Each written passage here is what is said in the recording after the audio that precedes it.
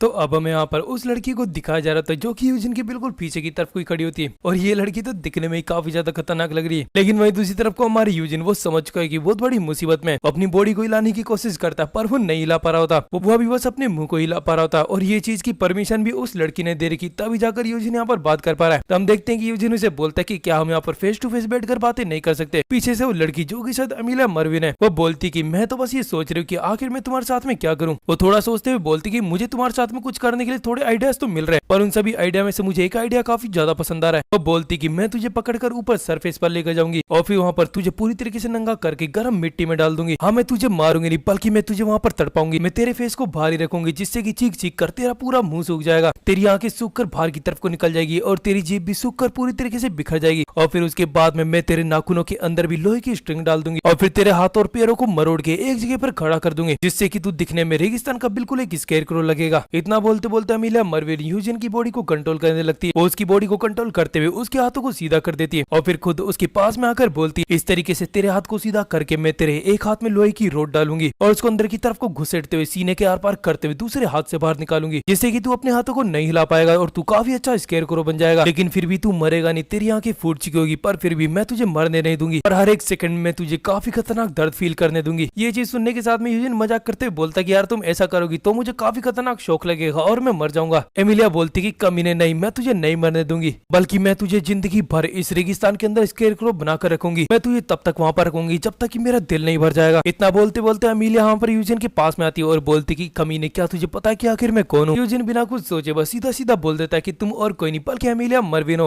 Eugene की बात सुनकर एमिलिया बोलती कि हाँ, तुमने बिल्कुल ठीक बोला, मैं एमिलिया मरविन हूँ, जिसको कि डंजन मास्टर बोला जाता है। मुझे ब्लैक थ्रोन, डेथ और काफी सारे नामों से बुलाया जाता है। अब एमिलिया वहाँ पर डेथ नाइट को देख रही होती और बोलती कि तुमने मेरे पेट को खराब कर दिया, ये मेरा पालतू जानवर मेरा काफी ज्यादा खास था। एमिलिया यूजिन के पास में आती है और बोलती कि देखो जरा तुमने इसकी क्या हालत कर दी है, तुमने इसको पूरी तरीके से बेकार कर दिया, तुमने इसके साथ में जो कुछ भी किया वो सब कुछ करने का बस मेरे पास में था। अगर तुम्हारी हिम्मत भी कैसे हुई कि तुम मेरे पेट के साथ में ऐसा करो। ये सब कुछ सुनकर यूजिन हंसता और बोलता है कि यार सच में तुम्हारा पेट काफी ज्यादा गंदा था, इसलिए मुझे इसको देखकर बहुत ज्यादा बुरा लगा, इसलिए मैंने इसको खत्म कर दिया। यूजिन बोलता है कि तुम्हारा पेट इतना गंदा लग रहा है कि तुम्हें कम से कम इसको एक बार निला देना चाहिए था, इसके ऊपर से तुम्हारी वाली बदबू आ रही, काफी गंदी बदबू आ रही। ये सब कुछ सुनते हुए एमिलिया को गुस्सा आ जाता है, वो यूजिन को पीछे से मारने लग जाती है, यूजिन के सर के ऊपर मार दी, जिससे कि यूजिन वहां से उड़ता हुआ काफी दूर तक रगड़ता हुआ जाता है। लेकिन तभी एमिलिया यूजिन की तरफ को देखते हुए बोलती कि कमीने, इतना गंदा मत बोल, मेरे पेट को बस मैं ही गंदा बोल सकती हूँ। एमिलिया की इस बात को सुनकर यूजिन वहाँ पर थोड़ी सी और अकड़ दिखाता है, वो अपने मुंह में आ रहे ब्लड को काफी अजीब तरीके से बाहर निकालता है। ये बिल्कुल ऐसा लग रहा है जैसे कि यूजिन यहाँ पर एमिलिया की इंसल्ट कर रहा है। लेकिन तभी देखते हैं कि यूजिन वहाँ पर खड़ा होता है और वो अपने केप ऑफ डार्कनेस के अंदर हाथ डालता है और मन में बोल रहा होता है कि स्पेल टूट चुका है, जिस वजह से मैं अपनी बॉडी को मूव कर पा रहा हूँ, पर मुझे पता है कि मैं इस खतरनाक सी लड़की को नहीं हरा सकती। ये लड़की अभी बहुत ही ज्यादा अलग ही लेवल पर, अगर मैं यहाँ पर अपने इग्निशन का भी यूज कर लूँ तो भी मैं यहाँ पर इसको नहीं हरा पाऊंगा। यूजिन इतना बोलते हुए अपने आगे बंद कर लेता और मन में बोलता है कि यार मैं बेलजाक का वो जो फेवर था उसको यूज नहीं करना चाहता, पर मुझे लगता है कि मेरे पास में अब कोई भी चॉइस नहीं है। इतना सोचते हुए यूजिन एमिलिया की तरफ को देखता और बोलता है कि एमिलिया, क्या तुम बेलजाक लुडबेथ को जानती हो? यूजिन की इस बात को सुनने के साथ ही एमिलिया यूजिन को काफी अजीब तरीके से घूरने लग जाती है और वो बोलते कि आखिर तुम उसका नाम इस वक्त क्यों ले रहे हो? उसका नाम लेकर आखिर तुम यहाँ पर क्या साबित करना चाहते हो? यूजिन अपने केप ऑफ डार्कनेस के अंदर एक ब्लैक लेटर को बाहर निकालता है और बोलता है कि वो बात ये कि मैं उसको काफी अच्छे से जानता हूँ और उसने मेरे लिए एक छोटा सा लेटर लिखा था, उसने बोला था कि मैं लेटर तुम्हें दे दूं। यूजिन इतना बोलते वहाँ पर अपनी पावर को यूज करते हुए उस लेटर को एमिलिया मरविन की तरफ को फेंक देता है और दूसरी तरफ से एमिलिया भी वहाँ पर उस लेटर को पकड़ लेती है। उस लेटर को पकड़ने के साथ ही एमिलिया उसको खोलती है और पढ़ती है और बोलती कि यार तुम तो बिल्कुल ठीक बोल रहे हो, ये तो सच में बेलजाक की सील है और मुझे समझ नहीं आ रहा आखिर उसने तुम्हें ये चीज क्यों दी। एमिलिया बोलती, कमीने, क्या तुझे पता भी कि आखिर इस लेटर का क्या मतलब है? यूजिन बोलता है कि इसके बारे में तो मुझे नहीं पता, लेकिन बस मुझे बेलजाक ने बताया था कि अगर तुम मेरे सामने आते हो तो फिर मैं तुम्हें ये चीज दे दूं और ये चीज मिल जाने के बाद में तुम मुझे चाहकर भी नहीं मार पाओगी। यूजिन की इस बात को सुनकर एमिलिया काफी ज्यादा सोच में पड़ चुकी होती है, वो यूजिन की तरफ को घूरे जा रही होती है और फिर बोलती, बात यह है कि काफी लंबे समय पहले उसने मेरी मदद करी थी और उस चीज के बदले में मैंने उसे बोला था कि वो मुझसे जब चाहे तब एक फेवर को मांग सकता है। एमिलिया बोलती कि मैंने बेलजाक को सच में काफी बड़ा ऑफर दिया था, मैंने उसे काफी बड़ा ऑफर दिया था, पर फिर भी उसने मेरे इस ऑफर को काफी लंबे समय तक यूज नहीं किया था और आज उसने ये लेटर लिखे इस चीज को यूज कर लिया। इतना बोलते बोलते एमिलिया वहाँ पर उस लेटर को पूरी तरीके से जला देती है और बोलती, क्या तुझे समझ में भी आ रहा है कि आखिर मैं क्या बात कर रही हूँ? एमिलिया बोलती कि मैं सीधे शब्दों में बोलूं तो बेलजाक ने ये लेटर तुम्हें दिया। इसका मतलब ये कि तुम मुझसे जो भी चाहो वो सब कुछ मांग सकते हो, बस तुम मुझसे ऐसा कुछ मांगना जो कि मैं पूरा कर सकूं। एमिलिया की इस बात को सुनकर यूजिन भी सोच में पड़ जाता। वो भी सोच रहा था कि आखिर अब मैं यहाँ पर क्या करूं। एमिलिया बोलती कि तुम चाहो तो तुम मुझसे मांग सकते हो कि मैं तुम्हें जिंदा छोड़ दूं, पर फिर भी मैं तुम्हें इतनी आसानी से यहाँ से जाने नहीं दूंगी। एमिलिया बोलती कि मैं जानना चाहती हूँ कि आखिर तुम यहाँ पर क्यों आया और यहाँ पर आकर तुमने क्या किया। एमिलिया की इस बात को सुनकर यूजिन बोलता है कि अच्छा ऐसी बात है तो चलो ठीक है, फिर मैं अपना फेवर मांगता हूँ। यूजिन इतना बोलने के साथ ही अचानक से एमिलिया की तरफ को देखता है और बोलता है कि मैं तुमसे चाहता हूँ कि तुम अपने आप को मार दो। मतलब यूजिन ने भी सच में काफी खतरनाक चीज मांग ली है, लेकिन आपको तो पता है सामने एक डीमन खड़ा है, तो इतनी आसानी से खुद को तो नहीं मारेगा। एमिलिया बोलती मैंने तुझे पहले बता दिया कि तू बस वही विश मांगेगा जो कि मैं पूरा कर सकती हूँ। एमिलिया यूजिन को बोलती तेरे पास में अब दो ही चॉइस है, अगर तू यहाँ पर बात नहीं करना चाहता, इस चीज की मैं रेस्पेक्ट करती हूँ, इस वजह से अब मुझे तुझे यहाँ पर मारना पड़ेगा। और इसके अलावा तेरे पास में दूसरी चॉइस है, अगर तू जिंदा रहना चाहता है तो फिर मैं तुझे जिंदा छोड़ सकती हूँ, और इसके बदले में तुझे मुझे सब कुछ बताना होगा। एमिलिया की इन दोनों बातों को सुनकर यूजिन भी सोच में पड़ जाता है कि अब आखिर वो यहाँ पर क्या करे। यूजिन कुछ नहीं बोल रहा था और ये चीज देखते हुए एमिलिया मर्विन बोलती कि मेरे पास में टॉर्चर करने की काफी सारे तरीके हैं, और इसके अलावा तुम्हें यहाँ पर बुलवाने के भी मेरे पास में काफी सारे तरीके हैं। एमिलिया बोलती कि सच में तू काफी ज्यादा इंटरेस्टिंग है, तू एक ऐसी जगह पर आ चुका है जिस जगह के बारे में यहाँ के सुल्तान को भी नहीं पता, और फिर भी तू यहाँ पर आ चुका है। इसके अलावा तू उस दरवाजे के भी पीछे गया था, फिर तूने ये सब कैसे कर दिया? इस जगह के बारे में तो बस यहाँ के मैजिशियंस को ही पता था। एमिलिया बोलती कि क्या तूने उन सभी मैजिशियन में से किसी एक दो को कंट्रोल कर रखा है? क्योंकि अगर तूने ऐसा कर रखा है तो मैं समझ सकती हूँ कि तू यहाँ पर आ सकता है, पर अगर ऐसा नहीं है तो फिर सच में यहाँ पर काफी बड़ी बात है कि तू यहाँ पर कैसे पहुंच गया। एमिलिया की इन सभी बातों को सुनकर मेरा खुद का और साथ में यूजिन का भी दिमाग खराब हो चुका है। यूजिन मन में सोच रहा है कि अब आखिर मैं इससे क्या बोलूं। अगर मैं इससे बोल भी देता हूँ कि ये मुझे जिंदा छोड़ दे तो ये मुझे जिंदा तो छोड़ देगी, पर मुझे पक्का पता है कि ये अपने डार्क मैजिक का यूज करते हुए मेरे अंदर की सारी बातों को पता कर सकती है। यूजिन बोलता है कि इसका लेवल इतना हाई है कि अगर ये अपने डार्क मैजिक को मेरे ऊपर यूज करती है तो ये काफी आसानी के साथ में मेरी सभी बातों को पता कर सकती है। यूजिन यहाँ पर काफी कुछ सोचने लग जाता है। तब तक हम देखते हैं एमिलिया अब आगे बढ़ने लगी है और वो बोलती कि यार तू सोचने में काफी ज्यादा समय ले रहा है, मुझे लगता है कि अब मुझे यहाँ पर कुछ करना चाहिए। एमिलिया इतना बोलते बोलते 61-62 करते हुए आगे की तरफ को बढ़ रही होती है, लेकिन वहीं दूसरी तरफ से हमारे यूजिन वो बस सोच रहा है कि अब आखिर वो यहाँ पर क्या करे, क्या उसे इग्निशन को यूज करना चाहिए, क्या उसे यहाँ पर भागने की कोशिश करनी चाहिए। लेकिन वो चाहे यहाँ पर इसके सामने कुछ भी कर ले, यहाँ पर कुछ भी काम नहीं आने वाला है। यूजिन कितना सोचते सोचते दूसरी तरफ से एमिलिया बोलती कि अब मैं 3 तक काउंट करूंगी, अब मैं और ज्यादा वेट नहीं कर सकती, इसलिए अब मैं अपनी काउंट को चालू करती हूँ। इतना बोलते बोलते उसने 1 बोल दिया होता है और दूसरी तरफ यूजिन की फटने लग जाती है। वो मन में बोलते कि अब मैं इसे क्या बोलूं, क्या मैं इसे बोलूं कि मैं लायनार्ड फैमिली से हूँ, पर अगर मैं ऐसा बोल भी दूं तो भी मुझे नहीं पता कि आखिर ये चीज इसके सामने काम करेगी या फिर नहीं। जिनकी इतना सोचते सोचते एमिलिया अब वहाँ पर 2 बोल देती है, मतलब कि अब यहाँ पर काउंट खत्म होने वाला है। और बस इतना नहीं बल्कि अब तो एमिलिया अपने हाथ को भी आगे कर रही है। यूजिन डरने लग जाता और मन में बोलता कि क्या मैं इसे बता दूं कि मैंने उस दरवाजे को खोल दिया था और फिर दूसरी तरफ को मुझे मूनलाइट छोड़ मिली है, पर अगर मैं ऐसा कर दूंगा तो फिर ये पक्का मुझसे उस मूनलाइट छोड़ को ले लेगी। यूजिन इतना कुछ सोच ही रहा होता है कि तभी अचानक से वहाँ पर एमिलिया को कुछ अजीब सा एहसास फील होता है। हमें दिखाया जाता है कि एमिलिया पीछे की तरफ को मुड़ती है और वो इस वक्त काफी ज्यादा डर चुकी होती है। ऐसा लगता है कि जैसे यहाँ पर कोई खतरनाक सा बंदा आ चुका है। लेकिन तभी हम वहाँ पर पीछे की तरफ को देखते हैं, एमिलिया का वो पपेट मतलब कि डेथ नाइट अचानक से खड़ा हो जाता है। उसके वहाँ पर खड़े होने के साथ ही हमारे यूजिन को काफी अजीब सी फीलिंग आती है। उसको ऐसा कुछ फील हो रहा है जैसा कि उसने पहले भी कभी फील कर रखा है। हमें दूसरी तरफ से अचानक से एमिलिया को दिखाया जाता है जो कि अचानक से अपने घुटने टेक देती है। आखिर वो ऐसा क्यों कर रही है मुझे खुद को समझ में नहीं आ रहा। यही सेम रिएक्शन वहाँ पर हमारे यूजिन का भी होता है। लेकिन तभी हम देखते हैं एमिलिया बोलती कि dear demon king of incarnation, आखिर आपको यहाँ पर क्यों आना पड़ा? मतलब कि ये जो बंदा है जो कि अभी डेथ नाइट के अंदर है, ये और कोई नहीं बल्कि डीमन किंग ऑफ इनकार्नेशन है। ये वही डीमन किंग ऑफ इनकार्नेशन है जिसको मारने के लिए हमारा मिल गया था, पर वो इसे नहीं मार पाया था। पर अब ये बंदा खुद यहाँ पर आ चुका है। तो हम देखते कि वहाँ पर दूसरी तरफ को जो हमारे यूजिन होता है वो सच में काफी ज्यादा चौंक जाता है। वो तो बस यहाँ पर इस डीमन किंग ऑफ इनकार्नेशन को देखा जा रहा होता है और फिर तभी यूजिन अचानक से काफी ज्यादा गुस्से में हो जाता है और मन में बोलता है कि कमीना डीमन किंग ऑफ इनकार्नेशन यहाँ पर आ चुका है। यूजिन इतना कुछ सोच रहा होता है कि तभी सामने से डीमन किंग बोलता है कि यूजिन लायनार्ड, मतलब इस बंदे को हमारी यूजिन के बारे में पता है। अब डीमन किंग बोलता है कि मैंने बेलजैक लुटबेथ की आंखों से तुम्हें देखा था। मतलब यार ये डीमन किंग अपने सभी सबऑर्डिनेट की आंखों को भी यूज कर सकता है और वो जो कुछ भी देखते हैं ये बंदा वो सब कुछ देख सकता है। तो हम देखते हैं डीमन किंग की बातों को सुनकर यूजिन का तो दिमाग खराब हो जाता है। वो सच में इस वक्त काफी ज्यादा गुस्से में होता है, लेकिन वो फिर भी यहाँ पर कुछ नहीं कर सकता। तभी दूसरी तरफ से डीमन किंग बोलता है, क्या तुम यहाँ पर अपने पूर्वजों के दोस्त को फ्लावर चढ़ाने के लिए आए थे? डीमन किंग बोलता है कि मैं इतना तो पक्का हूँ कि तुम्हें ये चीज तो दिख रही होगी, ये जो गिरे हुए ये तुम्हारे पूर्वज वर्माउथ के दोस्त मतलब कि हमिल की है। डीमन किंग यहाँ पर हमारे हमिल की स्टेचू की तरफ को देखते हुए बोलता है कि पता नहीं क्यों सभी लोग इसको हमिल फूलिश बोलते हैं, जबकि ये तो फूलिश बिल्कुल भी नहीं है। मुझे पता है कि ये बंदा वर्माउथ के सभी दोस्तों में सबसे खतरनाक बंदा था और इसके अलावा ये वर्माउथ का बेस्ट फ्रेंड भी था। ये सब कुछ सुनकर तो यूजिन को बिल्कुल भी यकीन नहीं हो रहा था। वो मन में बोलता है कि आखिर डीमन किंग क्या बोल रहा है, आखिर मुझे मतलब कि हमिल को वर्माउथ का सबसे बेस्ट फ्रेंड क्यों बोल रहा है? इतना कुछ सोचते सोचते यूजिन को अचानक से गुस्सा आ जाता है। वो मन में बोलता है कि और इसके अलावा ये कमीना डीमन किंग वर्माउथ को डियर वर्माउथ क्यों बोल रहा है? यूजिन इतना सोच ही रहा होता है कि तभी दूसरी तरफ से डीमन किंग यूजिन को बोलता है, मैं जानता हूँ कि तुम मुझे अपने एक दुश्मन की तरह समझते हो। डीमन किंग बोलता है कि वर्माउथ और मैं एक दूसरे को काफी अच्छे से समझते समझते हैं। इस वजह से हम दोनों के बीच में काफी ज्यादा अच्छी दोस्ती है। इसी वजह से मैं तुम्हें बोल रहा हूँ कि लगभग 300 साल पहले जो कुछ भी हुआ था उसकी वजह से हमें यहाँ पर अभी के लिए फाइट तो नहीं करनी चाहिए। डेमन किंग बोलता है कि वर्माउथ के साथ में दोस्ती होने की वजह से मैं पूरी की पूरी लायनहार्ट फैमिली की रेस्पेक्ट करता हूँ और मैं इसके बदले में तुमसे ये चीज डिमांड नहीं कर रहा कि तुम भी मेरी रेस्पेक्ट करो। डेमन किंग इतना बोलते बोलते हमारे यूजिन की तरफ को देखकर बोलता है, यूजिन लायनहार्ट में लगभग 300 सालों से इस लायनहार्ट फैमिली को देख रहा हूँ। मैंने अब तक पता नहीं कितने सारे लायनहार्ट बच्चों को देख रखा है, पर तुम सच में काफी ज्यादा अलग हो। उन सभी लायनहार्ट फैमिली के अंदर से तुम बस इकलौते हो जो कि बिल्कुल वर्माउथ के जैसा है। तो अब ये सारी बातें सुनते हुए एमिलिया भी बीच में बोलती कि लायनहार्ट क्या ये सच में लायनहार्ट फैमिली से? इतना बोलते हुए एमिलिया यहाँ पर यूजिन की तरफ को देखती है और बोलती कि हाँ, इसके बाल तो बिल्कुल सिल्वर है और इसकी आई भी गोल्ड है, मतलब ये सच में लायनहार्ट फैमिली का है। वैसे मैं सच बताऊं तो पहले जब मैंने यूजिन की येलो आंखों को देखा था तब मुझे लगा था कि एमिलिया ने उसको कंट्रोल कर रखा है, पर अब मुझे समझ में आ रहा है ये तो जेनेटिक है। अब हम देखते कि एमिलिया अपने डीमन किंग से बोलती कि सर मुझे नहीं पता था कि आप यहाँ पर आने वाले हैं। आप सच में इतनी गंदी जगह पर और इसके अलावा इतने बेकार से डेथ नाइट के अंदर कैसे आ सकते हैं? आपको इस गंदे से डेथ नाइट को वेसल की तरह यूज नहीं करना चाहिए। इतना बोलते बोलते एमिलिया अचानक से थोड़ा सा सीरियस हो जाती है और वो बोलती कि मेरे डीमन किंग ऑफ इनकारनेशन, आप यहाँ पर किस वजह से आए इसके बारे में मुझे कुछ भी समझ में नहीं आ रहा है। आखिर मैं यहाँ पर आपके आने की क्या वजह समझू? ये सब कुछ सुनकर डीमन किंग ऑफ इनकारनेशन काफी कूल अंदाज में बोलता है कि तुम्हें जो समझना है तुम वो समझ सकती हो। एमिलिया बोलती है ठीक है फिर मैं समझ गई, आप शायद यहाँ पर इस लायनहार्ट फैमिली के इस छोटे से चूजे को बचाने के लिए आए हो। डीमन किंग बोलता है ये मेरे दोस्त के वंशज में से, इस वजह से मैं इसको थोड़ा बचाना भी चाहता हूँ। ये सुनकर एमिलिया बोलती कि अच्छा मैं समझ गई कि आखिर यहाँ पर क्या रीजन है और इसके अलावा आप यहाँ पर आकर मेरे जो फ्रीडम है उसको पूरी तरीके से बर्बाद कर रहे हो। आपको तो मेरी फ्रीडम की रेस्पेक्ट करनी चाहिए थी, आपको मेरी रेस्पेक्ट करनी चाहिए थी। ये सब कुछ सुनकर डीमन किंग बोलता है कि वर्माउथ मर चुका है पर उसके जितने भी डिसेंडेंट थे उसकी पूरी जो ब्लड लाइन थी उसको हमने प्रोटेक्ट करा है और इसके अलावा सबसे जरूरी बात वर्माउथ के जितने भी वंशज थे उनमें से ये यूजिन लायनहार्ट ये बिल्कुल वर्माउथ के जैसा लगता है। मैं इसके अंदर अपने दोस्त वर्माउथ को देख सकता हूँ। इस वजह से एमिलिया मैं तुम्हें बता दूं कि मैं तुम्हारी काफी रेस्पेक्ट करता हूँ, पर मैं जितनी रेस्पेक्ट वर्माउथ की करता हूँ मैं तुम्हारी उतनी बिल्कुल भी नहीं करता। ये सुनकर एमिलिया बोलती कि आप 300 साल पहले मरे हुए बंदे की रेस्पेक्ट कर रहे हो और इसके अलावा आपके सामने जो जिंदा बैठा हुआ है आप उसकी कम रेस्पेक्ट कर रहे हो, ये सच में काफी गलत बात है। इतना बोलते बोलते एमिलिया वहाँ पर डीमन किंग के सामने खड़े होने की कोशिश करती है। वैसे इसकी जगह मैं होता तो मैं तो बिल्कुल नहीं करता, मैं तो बल्कि लेट हो जाता। लेकिन हम देखते कि एमिलिया खड़े होने की कोशिश कर रही है और ये चीज देखते हुए डीमन किंग वहाँ पर अपनी पावर को यूज करता है और वो एमिलिया को अपनी पावर के नीचे दबा देता है। अब इस चीज की वजह से तो एमिलिया की हालत खराब हो जाती है। वो बोलती कि डीमन किंग ऑफ इनकारनेशन आप ये क्या कर रहे हो? उसकी बात सुनकर भी डीमन किंग नहीं रुकता। तभी हम देख सकते हैं कि एमिलिया इस वक्त काफी ज्यादा गुस्सा भी हो चुकी है, उसका दिमाग सच में खराब हो चुका है। लेकिन वही दूसरी तरफ से डीमन किंग उसे बोलता है, डीमन किंग बोलता है तुम्हें मैंने फ्रीडम दे रखी पर इसका मतलब ये नहीं कि तुम उस फ्रीडम के अंदर आकर मेरी भी इज्जत करना बंद कर दो। तुम्हें हमेशा मेरी बातों की मेरे डिसीजन की रेस्पेक्ट करनी पड़ेगी। डीमन किंग बोलता है एमिलिया मर्विन मैंने तुम्हें इजाजत दी है कि तुम जो चाहे हमिल की ग्रेव में वो सब कुछ कर सकती हो, पर अगर तुम वर्माउथ के किसी भी एक वंशज को नुकसान पहुंचाने की कोशिश करोगी तो ये चीज मैं बिल्कुल भी बर्दाश्त नहीं करूंगा। अभी तो ये चीज मैं बिल्कुल भी बर्दाश्त नहीं करूंगा। ये चीज सुनकर यूजिन बोलता है कि अभी से तुम्हारा क्या मतलब है? यूजिन बोलता है कि तुम ये चीज अभी बर्दाश्त नहीं करोगे, इन सबसे तुम्हारा क्या मतलब है? मैं इसके बारे में जानना चाहता हूँ। यूजिन को इस तरीके से बोलता हुआ देखकर एमिलिया बोलती कि कमीने मेरे डीमन किंग के सामने आराम से बात कर, तुझे डीमन किंग के सामने पोलाइट होकर बात करना चाहिए। एमिलिया तो सटिया चुकी है, लेकिन वही हम दूसरी तरफ डीमन किंग को देखते हैं। डीमन किंग बोलता है कि वर्माउथ के प्रोमिस के बाद में लगभग 300 साल बीत चुके हैं और ये 300 साल इंसानों के हिसाब से काफी ज्यादा बड़े होते हैं। इन 300 सालों में मैंने वर्माउथ के जितने भी जनरेशन थी उन सभी की रेस्पेक्ट करी थी। मुझे लगता है कि सच में मैंने उनकी काफी ज्यादा रेस्पेक्ट कर ली। सब कुछ सुनकर तो एमिलिया खुश हो जाती है। उसको लगता है कि जैसे डीमन किंग ऑफ इनकारनेशन अब यहाँ पर उसका साथ देंगे और वो यूजिन को मारेंगे। लेकिन हम देखते हैं डीमन किंग बोलता है कि उसने जिस तरीके से मेरी इज्जत करी मैं भी उन सभी की इस तरीके से इज्जत करता हूँ। इसी वजह से मैं उसके पूरे वंश की भी इज्जत करता हूँ, पर मेरी इस चीज की वजह से मैं ये नहीं चाहता कि लोग सोचे कि मैं काफी ज्यादा अच्छा बन चुका हूँ। इतना बोलते बोलते डीमन किंग काफी जोश में आ जाता है। वो बोलता है कि मैं डीमन किंग ऑफ इनकारनेशन, मैं जो कि अनगिनत डीमंस के ऊपर रूल करता है, जो कि हेलमेट का किंग भी है। डीमन किंग इतना बोलते बोलते उसका इतना ओरा रिलीज हो रहा है कि हमारी यूजिन की तो उससे हालत खराब हो गई है। वो बोलता है कि मेरी पूरी बॉडी जकड़ चुकी है, मैं बिल्कुल भी नहीं हिल पा रहा हूँ। लेकिन वही हम दूसरी तरफ डीमन किंग को देखते हैं जो कि बोलता है कि अगर किसी को आजादी मिलती है तो उसे थोड़ी सी रिस्पॉन्सिबिलिटी भी मिलती है। आजादी का मतलब ये नहीं होता है कि तुम अपने कर्तव्यों को निभाना बंद कर दो और ये सब कुछ वर्माउथ के जितने भी वंशज है उन सभी के ऊपर भी लागू होता है। अब डीमन किंग काफी सीरियस हो जाता है और वो यूजिन को बोलता है कि अगर तुम मेरी बिल्कुल भी रिस्पेक्ट नहीं करोगे तो मैं भी तुम्हारी बिल्कुल भी रिस्पेक्ट नहीं करूंगा। अगर तुम इज्जत दोगे तो तुम्हें इज्जत मिलेगी। ये सब कुछ सुनकर यूजिन मन में बोलता है कि क्या ये मुझे किसी तरीके की कोई वार्निंग दे रहा है? यूजिन बोलता है कि आखिर तुम्हारे इन सब चीजों के बोलने का क्या मतलब है और आखिर अब तुम ये सारी चीजें क्यों बोल रहे हो? तुम लगभग 300 साल से शांत थे और अब तुम मुझे एक धमकी दे रहे हो। डीमन किंग बोलता है कि तुम्हारे जो पूर्वज थे उन्होंने अपनी आजादी के लिए मुझसे एक प्रॉमिस किया था और अब वो प्रॉमिस लगभग खत्म होने वाला है और इसके अलावा वर्माउथ ने जिस घूमते हुए पहिए को रोक दिया था अब उस पहिए के भी फिर से चलने का टाइम आ चुका है। डीमन किंग यहाँ पर काफी अजीब सी बात बोलता है। वो बोलता है कि एक ऐसा दिन आएगा जिस दिन इस घूमते हुए पहिए को रोकने के लिए किसी को प्रॉमिस करना पड़ेगा। एक बार तो ये चीज वर्माउथ ने कर दी पर अगली बार आखिर ये चीज कौन करेगा? ये सब कुछ सुनकर यूजिन भी सोच रहा था कि आखिर किस प्रॉमिस की बात कर रहा है। यूजिन उससे पूछ भी लेता कि आखिर तुम कौन सी प्रॉमिस की बात कर रहे हो। यूजिन की इस बात को सुनकर डीमन किंग वहाँ पर थोड़ी देर के लिए पूरी तरीके से खामोश रहता है, लेकिन फिर तभी अगले सीन में अजीब सी स्माइल दे रहा होता और बोलता कि तुम्हें ये सब जानने का बिल्कुल भी राइट नहीं है, क्योंकि फूलिश लायन तू कोई वर्माउथ नहीं है, बल्कि तू बस एक फूलिश सा लायन है। फूलिश वर्ड को सुनने के साथ में तो यूजिन का भी दिमाग घूम जाता है। वो काफी अजीब तरीके से उस डीमन किंग को बस देखता ही रह जाता है। लेकिन वही डीमन किंग बोलता है कि तुम्हारे ये जो एग्जिस्टेंस, मतलब कि तुम्हारे ये जो वजूद और तुम्हारी ये जो सोल है, ये सब कुछ बस वर्माउथ के एक प्रॉमिस की वजह से, वर्माउथ के प्रॉमिस की वजह से आज तुम 300 साल पहले फिर से जिंदा हो चुके हो। यूजिन को कुछ भी समझ नहीं आ रहा। वो बोलता है कि आखिर तुम क्या बोलना चाहते हो, मुझे कुछ भी समझ में नहीं आ रहा। हम देखते हैं डीमन किंग अब यहाँ पर यूजिन को कुछ नहीं बोलता। अब वो एमिलिया को बोलता है कि एमिलिया तुम अपने डंजन के अंदर वापस जा सकती हो। डीमन किंग की इस बात को सुनकर एमिलिया बोलती कि पर मुझे इस बच्चे से अभी काफी सारे सवाल पूछने हैं, मैं उन सवालों के बारे में जाने बिना ऐसे कैसे जा सकती हूँ। ये सुनकर डीमन किंग बोलता है कि अगर तुम इससे सवाल पूछ भी लोगी तो भी तुम्हें उसका कोई भी जवाब नहीं मिलने वाला है। एमिलिया का तो दिमाग खराब हो जाता है। वो बोलती कि इस कमीने की वजह से मेरा पेट मारा जा चुका है और इसके अलावा इसने उस दरवाजे को भी ओपन कर दिया था जिसको कि मैं बिल्कुल भी ओपन नहीं कर पा रही थी। ये सुनकर डीमन किंग उस दरवाजे की तरफ को देखने लगता है और बोलता है कि अच्छा तो तुम उस दरवाजे की बात कर रही हो। इतना बोलने के साथ ही हमें दिखाया था कि वहाँ पर तीनों के तीनों पूरी तरीके से खामोश खड़े रहते हैं। लेकिन तभी अगले सीन में डीमन किंग अपनी किसी पावर का यूज करता है। इस वजह से तीनों की तीनों अचानक से टेलीपोर्ट होते हुए उस दरवाजे के पास में आ जाते हैं। ये वही दरवाजा है जिसको खोल के हमारी यूजिन ने मूनलाइट स्वॉर्ड को हासिल किया था। लेकिन हम देखते हैं कि वहाँ पर डीमन किंग उस दरवाजे की तरफ को अपना हाथ उठाता है। उसके ऐसा करने के साथ ही अचानक से वो दरवाजा पूरी तरीके से वहाँ पर राख में बदल जाता है। मतलब कि डीमन किंग इतना पावरफुल है कि सेना के मैजिक तो इसके सामने कुछ भी नहीं है। वो इस दरवाजे को बड़ी आसानी से खोल सकता है। हम देखते हैं कि यहाँ पर डीमन किंग जैसे उस दरवाजे को खोलता है तभी हम दूसरी तरफ को रेमन को पड़ा हुआ देखते हैं और इसके अलावा वहाँ पर वो पूरे का पूरा रूम खाली दिख रहा होता है। ये चीज देखते हुए डीमन किंग बोलता है कि तो ठीक है, तुमने इस दरवाजे को देख लिया ना, दरवाजे के पीछे यहाँ पर कुछ भी नहीं बल्कि बस हमिल की ग्रेव रखी हुई है। डीमन किंग बहुत ज्यादा सीरियस होते हुए एमिलिया को बोलता है कि यहाँ पर कुछ भी नहीं हुआ और जैसा तुम उम्मीद कर रहे हो कि यहाँ पर तुम्हें कुछ खजाना मिल जाएगा तो ऐसा बिल्कुल भी नहीं है। और डीमन किंग के सामने एमिलिया तो कुछ भी नहीं बोल पा रही। इतनी खतरनाक सी एमिलिया जो कि हमारी यूजिन को पीट रही थी वो इस डीमन किंग के सामने लाचार होकर वहाँ पर बैठी होती है। और हमारी एमिलिया की इसी फेज के साथ में हमारा एपिसोड यहीं पर खत्म होता है। और एपिसोड को खत्म करने से पहले मैं आप सभी को एक गोल देना चाहता हूँ। मैं इस बार यहाँ पर कोई लाइक का गोल नहीं रख रहा, बल्कि मैं आप सभी से चाहता हूँ कि आप सभी लोग वीडियो को जितना हो सके उतना हाइप कर देना। मैं देखना चाहता हूँ कि आखिर में 1-2 हजार व्यूज के अंदर भी कितने हाई पॉइंट ले सकता हूँ। चलो ठीक है, आपके पास में जितना भी हाई पॉइंट हो वो जहाँ से भी मिल जाए आप बस इस वीडियो के ऊपर लुटा देना। चलो ठीक है, फिर मैं इसी के साथ में अब यहाँ पर वीडियो को खत्म करता हूँ और अब हम मिलते हैं नेक्स्ट एपिसोड में। Thank you for watching.